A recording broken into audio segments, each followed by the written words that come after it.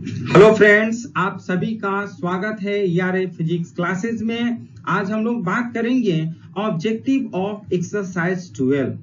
हम लोग एक्सरसाइज 12 के ऑब्जेक्टिव की बात करेंगे। एक्सरसाइज 12 में जो है वो प्रकाश का परावर्तन तथा अपवर्तन। प्रकाश के परावर्तन तथा अपवर्तन का जो ऑब्जेक्टिव है वो हम लोग इस वीडियो में ऑब्जेक्टिव के बात करेंगे। इसके पहले इसके पार्ट 1 आप लोग देखें। पार्ट 1 में आप लोग 1 से 20 तक के ऑब्जेक्टिव आप लोग देखें, समझें। आज इस पार्ट 2 वीडियो में हम लोग 21 से 40 तक के क्वेश्चन, ऑब्जेक्टिव क्वेश्चन पढ़ेंगे। ये ऑब्जेक्टिव आपके एग्जामिनेशन के पॉइंट ऑफ व्यू से बहुत इंपॉर्टेंट है और आपके कंपटीशन में भी पूछे जाते हैं, तो इस वीडियो को जरूर पूरा देखिए। और ये ऑब्जेक्टिव जो है कभी कभी सब्जेक्टिव के भी रूप में पूछे जाते हैं, इसलिए आप ये दिमाग में रखिएगा, ये ऑब्जेक्टिव के साथ साथ सब्जेक्टिव के भी रूप में आपको हेल्प करेगा। तो चलिए सबसे पहला क्वेश्चन की बात करें कि 24 सेमी वक्रता त्रिज्या वाले अवतल दर्पण के सामने 3 सेमी की दूरी पर एक मोमबत्ती रखी गई है। मोमबत्ती की प्रतिबिंब की दूरी ज्ञात कीजिए। तो क्वेश्चन को ध्यान से एक बार पढ़िए और ये न्यूमेरिकल टाइप का क्वेश्चन है। न्यूमेरिकल को फटाफट सॉल्व किया जाता है। 24 सेमी वक्रता त्रिज्या दिया है, तो वक्रता त्रिज्या r = 24 सेमी लिख लेते हैं और कह रहा है कि इससे जो दर्पण के सामने रखा गया है यानी कि u = दिया है 3 सेमी यानी कि 3 सेमी। तो इस तरह से हम u = -3 सेमी करते हैं और वक्रता त्रिज्या से हम लोग f निकालते हैं यानी कि फोकस दूरी। तो f आपका हो जाएगा -12 सेंटीमीटर। तो इस तरह से मोमबत्ती की प्रतिबिंब की दूरी ज्ञात कर लेते हैं यानी कि v ज्ञात करेंगे तो 4 सेंटीमीटर आएगा, वो आपका C ऑप्शन होगा। याद रखिएगा कैसे हम लोग v ज्ञात करते हैं। दर्पण के सूत्र से, दर्पण के सूत्र आप लोग पढ़ चुके हैं, 1/f = 1/v + 1/u। तो यहाँ पर f का वैल्यू दिया है, u का वैल्यू दिया है और v निकालना है, तो हम लोग v निकाल लेते हैं। तो v निकालिएगा तो आपको आएगा 4 सेंटीमीटर। ऑप्शन C आपका सही होगा। तो चलिए हम लोग नेक्स्ट क्वेश्चन की बात करते हैं। 15 सेमी फोकस दूरी वाले उत्तल दर्पण के सम्मुख उसके ध्रुव से 20 सेमी दूरी पर रखी वस्तु के प्रतिबिंब की दूरी ज्ञात कीजिए। ध्यान से समझिएगा। 15 सेमी फोकस दूरी वाले उत्तल दर्पण के सम्मुख उसके ध्रुव से 20 सेमी दूरी पर रखी वस्तु के प्रतिबिंब की दूरी ज्ञात कीजिए। यहाँ पर दिया है उत्तल दर्पण और फोकस दूरी दिया है 15 सेंटीमीटर। f = 15 सेंटीमीटर ले लेते हैं और आपका ध्रुव से इसकी दूरी दिया है यानी कि वस्तु की दूरी आपका u = -20 सेंटीमीटर दिया है। तो प्रतिबिंब की दूरी यानी कि v ज्ञात करना है। तो v अगर आप ज्ञात करिएगा तो आपका 8.57 सेंटीमीटर आएगा। याद रखिएगा f 15 सेंटीमीटर दिया है, u -20 सेंटीमीटर दिया है और दर्पण के सूत्र यूज करेंगे 1/f = 1/v + 1/u। तो 1/v का वैल्यू जब आप निकालिएगा तो आएगा 8.57 सेंटीमीटर यानी कि v जो होगा, प्रतिबिंब की दूरी जो होगा 8.57 सेंटीमीटर। तो ऑप्शन ए सही होगा। नेक्स्ट क्वेश्चन की बात करते हैं। रेखीय आवर्धन का सूत्र बताएं। तो जैसे कि आप जानते हैं रेखीय आवर्धन को m से डिनोट करते हैं, स्मॉल m = प्रतिबिंब का आकार बटा वस्तु का आकार। याद रखिएगा रेखीय आवर्धन स्मॉल m बराबर प्रतिबिंब का आकार बाई वस्तु का आकार। ऑप्शन ए सही होगा। चलिए नेक्स्ट क्वेश्चन की बात करते हैं। इनमें से कौन सा रेखीय आवर्धन का सूत्र नहीं है?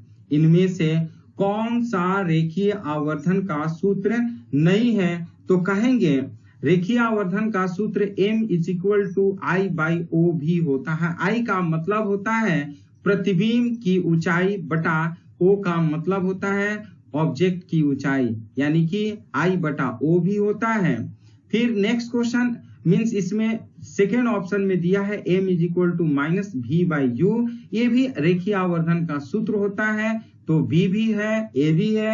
फिर सी की बात करते हैं, F माइनस भी बाई एफ, ये भी रेखीय आवर्धन का सूत्र है। तो ए बी सी तीनों है, तो चौथा ऑप्शन में नॉन ऑफ दीज दिया है, तो हम नॉन ऑफ दीज कर देते हैं, यानी कि ऑप्शन डी लगा लेते हैं। नेक्स्ट क्वेश्चन की बात करते हैं, धनात्मक आवर्धन का क्या अर्थ है? धनात्मक आवर्धन का क्या अर्थ है? तो कहेंगे धनात्मक आवर्धन का तात्पर्य यह है कि प्रतिबिंब एवं वस्तु दोनों सीधे हैं। याद रखिएगा, धनात्मक आवर्धन का अर्थ है कि प्रतिबिंब और वस्तु क्या है? दोनों सीधे हैं। याद रखिएगा, प्रतिबिंब और वस्तु क्या है? दोनों सीधे हैं, इसलिए ऑप्शन ए जो होगा वो सही होगा। धनात्मक आवर्धन का क्या अर्थ है? तो कहेंगे प्रतिबिंब एवं वस्तु दोनों सीधे हैं, इसलिए ए ऑप्शन सही होगा। नेक्स्ट क्वेश्चन, ऋणात्मक आवर्धन का क्या अर्थ है? ऋणात्मक आवर्धन का क्या अर्थ है? तो कहेंगे ऋणात्मक आवर्धन का तात्पर्य है प्रतिबिंब उल्टा एवं वस्तु सीधा होता है। याद रखिएगा, ऋणात्मक आवर्धन का तात्पर्य है कि प्रतिबिंब उल्टा एवं वस्तु सीधा होता है। तो इस तरह से ऑप्शन सी जो होगा वो सही होगा। क्या होगा? ऋणात्मक आवर्धन का क्या अर्थ है? तो कहेंगे प्रतिबिंब उल्टा होता है और वस्तु सीधा होता है, तो ऑप्शन सी सही होगा। नेक्स्ट क्वेश्चन की बात करते हैं, समतल दर्पण की स्थिति में इस 4 ऑप्शन में ये देखना है कि समतल दर्पण की स्थिति में क्या होता है। तो हम जैसे कि पढ़ चुके हैं कि समतल दर्पण में हमेशा प्रतिबिंब का आकार जो है वो वस्तु के आकार के बराबर होता है। याद रखिएगा, समतल दर्पण में जो प्रतिबिंब का आकार होता है वो वस्तु के आकार के बराबर होता है, तो कहेंगे ऑप्शन सी जो है वो सही है। याद रखिएगा, समतल दर्पण में प्रतिबिंब की जो स्थिति होती है, प्रतिबिंब का जो आकार होता है वो वस्तु के आकार के बराबर होता है, तो ऑप्शन सी सही होगा। चलिए नेक्स्ट क्वेश्चन की बात करते हैं, निरपेक्ष अपवर्तनांक का सूत्र बताएं। निरपेक्ष अपवर्तनांक का सूत्र बताएं। तो आप लोग को मालूम होना चाहिए, निरपेक्ष अपवर्तनांक को हम स्मॉल n से डिनोट करते हैं। Small n is equal to C by भी होता है। c जो है वो प्रकाश का वेग है, वायु या निर्वात में प्रकाश का वेग, और बाई भी है वो प्रकाश का वेग है किसी अन्य माध्यम में। यानी कि प्रकाश का वेग वायु या निर्वात में तथा प्रकाश का वेग किसी अन्य माध्यम के अनुपात को ही निरपेक्ष अपवर्तनांक कहते हैं। तो निरपेक्ष अपवर्तनांक n is equal to C by भी, ऑप्शन ए सही होगा। चलिए नेक्स्ट क्वेश्चन की बात करते हैं, स्नेल के अपवर्तन का नियम होता है। स्नेल के अपवर्तन का नियम होता है, तो स्नेल के अपवर्तन के नियम में हम लोग पढ़े थे n is equal to sine i by sine r. n is equal to sine i by sine r, option B सही होगा। ऑप्शन बी में n is equal to sine i by sine r सही होगा, तो B option सही करेंगे। Next question की बात करते हैं, अपवर्तन में प्रकाश का मान में परिवर्तन नहीं होता। अपवर्तन में प्रकाश का मान में परिवर्तन नहीं होता है। इसका मतलब यह है कि जब प्रकाश वायु या निर्वात से किसी अन्य माध्यम में जाता है, जैसे मान लेते हैं प्रकाश वायु से वो जल में जाता है, तो उसके मान में क्या क्या परिवर्तन होता है? तो हम कहेंगे तरंग दैर्घ्य के मान में परिवर्तन हो जाता है, वेग में परिवर्तन हो जाता है, लेकिन उसकी आवृत्ति में परिवर्तन नहीं होता है। याद रखिएगा, जब प्रकाश एक माध्यम से दूसरे माध्यम में प्रवेश करता है तो उसके तरंग दैर्घ्य में परिवर्तन होता है, उसके वेग में परिवर्तन होता है, लेकिन उसके आवृत्ति में परिवर्तन नहीं होता है। तो ऑप्शन सी हम लोग सही मारेंगे। किसी पदार्थ का अपवर्तनांक निर्भर करता है।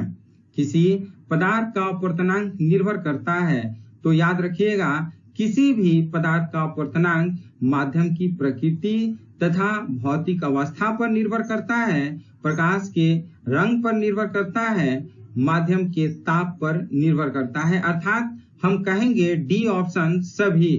क्यों? क्योंकि किसी भी पदार्थ का अपवर्तनांक जो होता है वो माध्यम की प्रकृति और उसकी भौतिक अवस्था पर निर्भर करता है, प्रकाश के रंग पर भी निर्भर करता है और प्रकाश यानी कि जो माध्यम से गुजर रही है उस माध्यम के ताप पर भी निर्भर करता है। तो ऑप्शन ए, बी, सी तीनों सही है। मतलब ऑप्शन डी हम लोग क्लिक करेंगे, ऑप्शन डी को सही करेंगे। ऑप्शन डी जो है सभी इसमें सही है। नेक्स्ट क्वेश्चन की बात करते हैं। निरपेक्ष अपवर्तनांक स्मॉल n का मान वायु या निर्वात के लिए होता है। निरपेक्ष अपवर्तनांक स्मॉल n का मान वायु या निर्वात के लिए होता है। तो याद रखिएगा, वायु या निर्वात के लिए निरपेक्ष अपवर्तनांक का मान जो होता है वो 1 होता है। वायु या निर्वात के लिए निरपेक्ष अपवर्तनांक का मान 1 होता है। तो ऑप्शन ए सही करेंगे। नेक्स्ट क्वेश्चन, सबसे अधिक अपवर्तनांक किसका होता है? सबसे अधिक अपवर्तनांक किसका होता है? तो कहेंगे इस ऑप्शन में हीरे का सबसे अधिक अपवर्तनांक होता है। हीरा का अपवर्तनांक सबसे अधिक होता है। ऑप्शन बी सही होगा। याद रखिएगा, हीरे का अपवर्तनांक सबसे अधिक होता है। तो हम बी सही करते हैं। नेक्स्ट क्वेश्चन है, यदि पानी का वायु के सापेक्ष अपवर्तनांक 4/3 है तो वायु का पानी के सापेक्ष अपवर्तनांक होगा। याद रखिए, क्वेश्चन को ध्यान से इस प्रकार से पढ़ा जाता है कि यदि पानी का वायु के सापेक्ष अपवर्तनांक 4/3 है तो वायु का पानी के सापेक्ष अपवर्तनांक कितना होगा। तो देखिए, इस तरह के क्वेश्चन में हम लोग देखते हैं कि पानी का वायु के सापेक्ष अपवर्तनांक 4/3 है और इसको फिर पलट दिया कि वायु का पानी के सापेक्ष अपवर्तनांक क्या होगा। तो हम लोग इसको पलट देते हैं। 4/3 है तो हम लोग कर लेते हैं 3/4। ऑप्शन बी जो होगा वो सही हो जाएगा। नेक्स्ट क्वेश्चन है, तारों का टिमटिमाना किसके कारण होता है? तारों का टिमटिमाना किसके कारण होता है? तो तारे जो होते हैं प्रकाश के अपवर्तन के कारण टिमटिमाते हैं। याद रखिएगा, कंपटीशन में भी पूछे जाते हैं तारे किसके कारण टिमटिमाते हैं। तो हम कहेंगे प्रकाश के अपवर्तन के कारण। तो ऑप्शन बी सही होगा। याद रखिएगा, तारों का टिमटिमाना किसके कारण होता है? तो कहेंगे प्रकाश के अपवर्तन के कारण होता है। ऑप्शन बी सही होगा। चलिए नेक्स्ट क्वेश्चन, हीरे का चमकना किसके कारण होता है? हीरे का चमकना किसके कारण होता है? तो कहेंगे हीरा प्रकाश के पूर्ण आंतरिक परावर्तन के कारण चमकता है। याद रखिएगा, हीरा किसके कारण चमकता है? तो कहेंगे हीरा प्रकाश के पूर्ण आंतरिक परावर्तन के कारण चमकता है। तो ऑप्शन सी सही होगा। याद रखिएगा, हीरा किसके कारण चमकता है? तो हीरा प्रकाश के पूर्ण आंतरिक परावर्तन के कारण चमकता है। तो ऑप्शन सी सही होगा।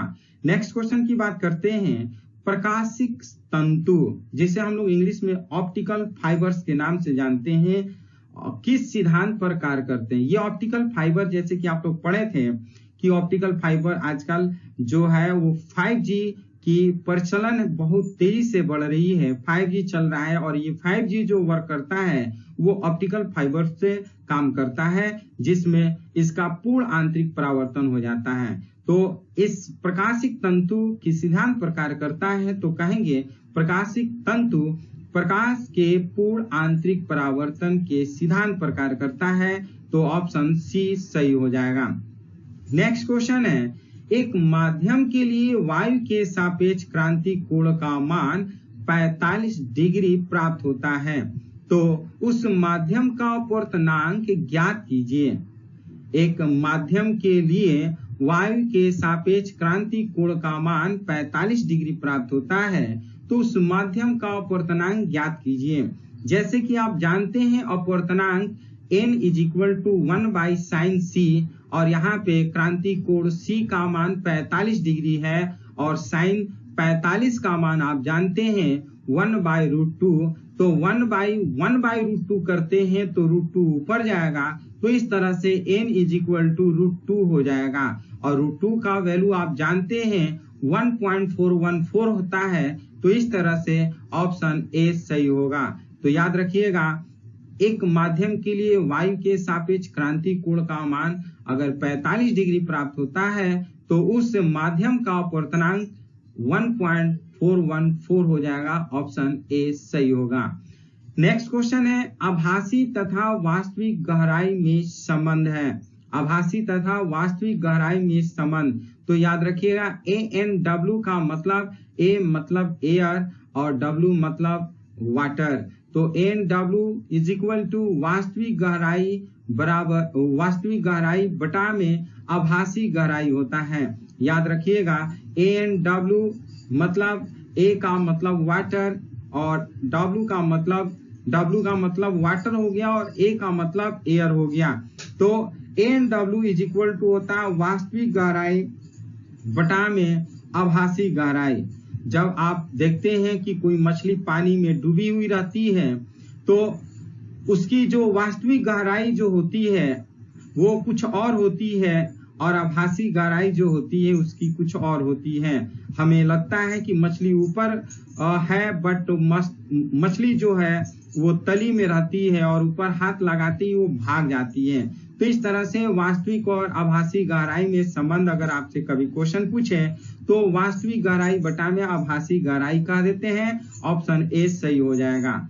और लास्ट क्वेश्चन इस वीडियो का है, डूबी हुई वस्तु का मुड़ा हुआ प्रतीत होना। डूबी हुई वस्तु का मुड़ा हुआ प्रतीत होना, तो कहेंगे कोई भी वस्तु पानी में अगर डूबी हुई है तो मुड़ी हुई प्रतीत होती है। ये मुड़ी हुई क्यों प्रतीत होती है, तो कहेंगे प्रकाश के अपवर्तन के कारण। आप नींबू को पानी में डाल देते हैं, ग्लास यानी कि ग्लास के शीशे वाली ग्लास में अगर आप पानी भरे किसी नींबू को डालते हैं तो चिपटा हुआ दिखाई देता है, या पेंसिल को आप डालते हैं तो टेढ़ा दिखाई देता है। ये ऐसा इसलिए दिखाई देता है क्योंकि प्रकाश के अपवर्तन होता है। तो इस प्रकाश के अपवर्तन के कारण इस तरह से वो मुड़ा हुआ प्रतीत होता है। तो इस तरह से इसमें 21 से 40 तक का क्वेश्चन हम लोग पढ़ चुके हैं। ये वीडियो आपको कैसा लगा? यदि ये वीडियो आपको पसंद है तो इस वीडियो को लाइक शेयर कमेंट जरूर करिए, और यदि इस चैनल के लिए नया व्यूअर है तो इस चैनल को जरूर सब्सक्राइब करिए। इसी तरह से हम लोग नए नए ऑब्जेक्टिव के साथ, नए नए टॉपिक के साथ, नए नए वीडियो में मिलते रहेंगे। तब तक के लिए धन्यवाद।